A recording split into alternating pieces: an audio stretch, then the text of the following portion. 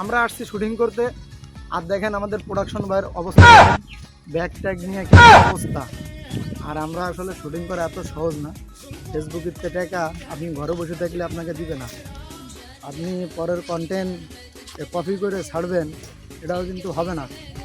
আর মূলত কথা হলো কি, আপনি প্রথমত আপনার কষ্ট হবে, আপনার লজ্জা লাগবে ভিডিও করতে গেলে। আসলে লজ্জা করলে কোনো জিনিসই সফল কেউ হইতে পারে না, পারে হ্যাঁ না, লজ্জাবিহীন কাজ করতে হবে।